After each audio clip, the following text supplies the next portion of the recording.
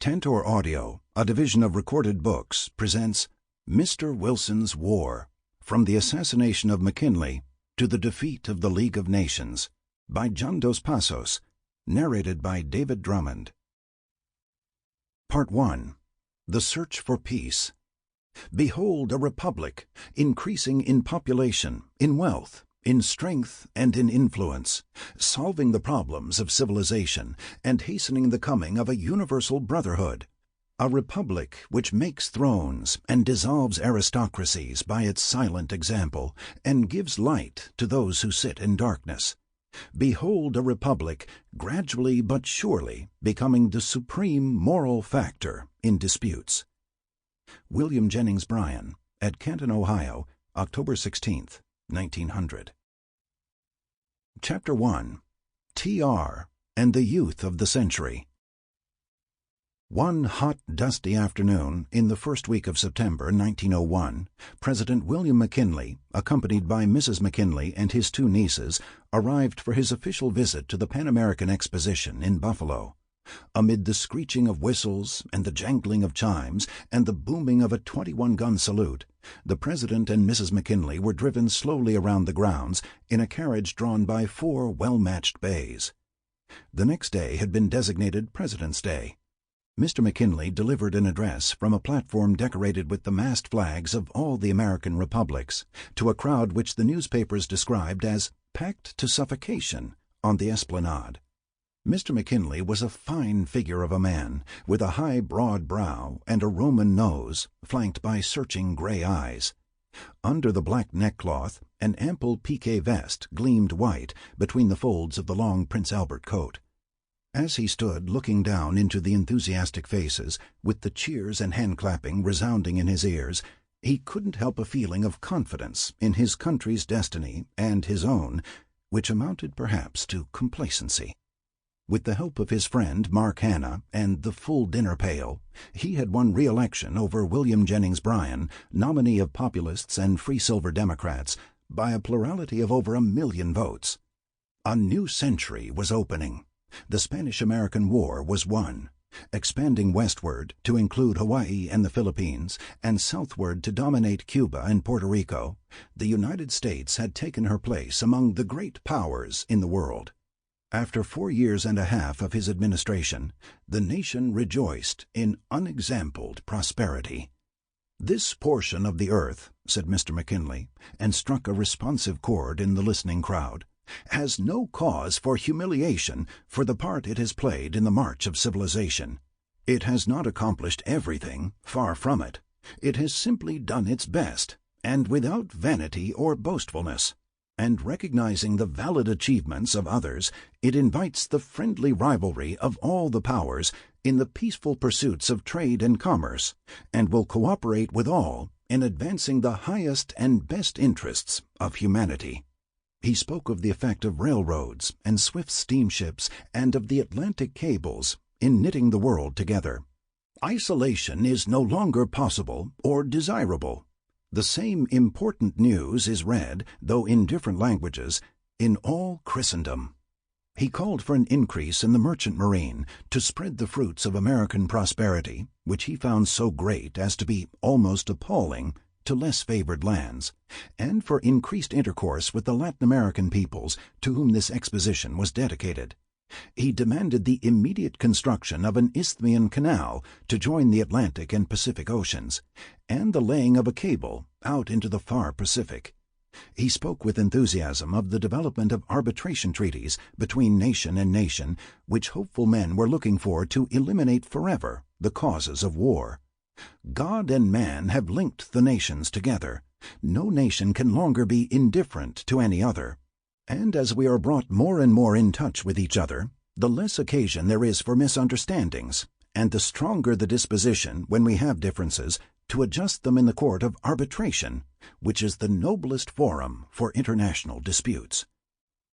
After the speech, the cheering crowd broke through the ropes and mopped the stand. Smiling and dignified, Mr. McKinley stepped forward and shook more than 100 hands. McKinley was a popular president, His enthusiastic reception, wherever he met plain Americans man to man, gave the lie to Bryan's oratorical denunciations of the Republican Party as the party of the trusts and of the oppressors of the working man and the farmer, and to the Labor Day rabble-rousers who had been reviving the issues of the campaign. Labor Day parades, animated perhaps by the news of the strike in Pittsburgh of 70,000 steel workers who didn't seem to appreciate the fullness of their dinner pails, had drawn record-breaking crowds. In Kansas City, preaching to the text, "Muzzle not the ox that treadeth out the corn," William Jennings Bryan had castigated the interests that would crucify mankind on a cross of gold and deny a living wage to the working man. McKinley's own vice president, young Colonel Theodore Roosevelt, speaking at the opening of the Minnesota State Fair, with the glamour of his citations for bravery on San Juan Hill still about him, had, amid the whoops and yelps of his Rough Riders, called for supervision and control of the great corporations in the public interest. Friday, September 6th, was the last day of the president's visit. In the morning, Mr. McKinley, accompanied by the ambassadors of the friendly nations south of the Rio Grande, journeyed to Niagara Falls in a private car. Everyone was captivated by the view of the falls from the International Bridge. After an excellent lunch, the party returned to the exposition grounds for a presidential reception in the old tradition of handshaking democracy, scheduled for 4 in the afternoon in the Temple of Music. Still wearing his long Prince Albert coat, with what the reporters described as a smile of dignity and benevolence on his face, Mr. McKinley stood under a bower of greenery and palms at the end of a corridor hung with purple bunting so arranged as to reduce the incoming throng to a single file. Detectives, Secret Service men, reporters, and members of the diplomatic corps stood in a group behind him. The president was seen to rub his hands in pleased anticipation. Instead of an ordeal, it was a pleasure for him to meet the common man. When the doors were opened and the people poured in, the enormous organ installed in the building was still blaring forth a Bach sonata, which was part of the afternoon concert. The Secret Service agents carefully scrutinized the men who filed in with outstretched hands. The reporter for the Baltimore Sun thought that one foreign-looking man, whom he described as having a bushy black mustache, bloodless lips, and a glassy eye, attracted their suspicion. They were so busy watching him that they hardly noticed a tall, boyish-looking, smooth-faced fellow who wore his arm in a sling. The organ music had reached a crescendo when Czolgosz, offering his left hand to the president, shoved a pistol at him out of the bandage that swathed his right, and shot him in the belly. Mr. McKinley was assisted to a bench behind the purple bunting. The guards threw themselves on Czolgosz, who was with difficulty saved from lynching. He was quoted as saying that he was an anarchist and had done his duty. He came of a poor but respectable Polish family in Detroit.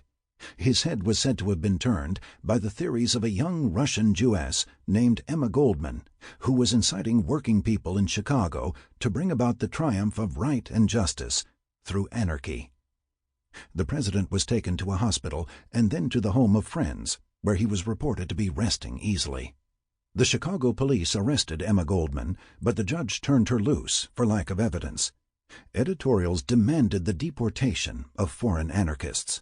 Senator Mark Hanna, who had first heard the news with stunned unbelief at the Union Club in Cleveland, hurried to the president's bedside, as did members of the cabinet and Vice President Roosevelt. The early bulletins of the medical men were so reassuring that Colonel Roosevelt decided to take a few days off with his wife and children in the Adirondacks before returning to politics and to Oyster Bay. He joined Mrs. Roosevelt and the children at the Tahawus Club up above Keene Valley in the headwaters of the Ausable River. When a messenger arrived announcing that President McKinley's condition had taken a sudden turn for the worse, the vice president was climbing in the mountains. A guide set off in search of him, found him towards dusk on the trail down from Mount Tahawus. He rode all night in a wagon and reached the railroad station at North Creek, where his secretary was waiting with a special train to rush him to Buffalo. When he reached Buffalo towards midday, he found that Mr. McKinley was dead, and was immediately sworn in as President of the United States. T.R.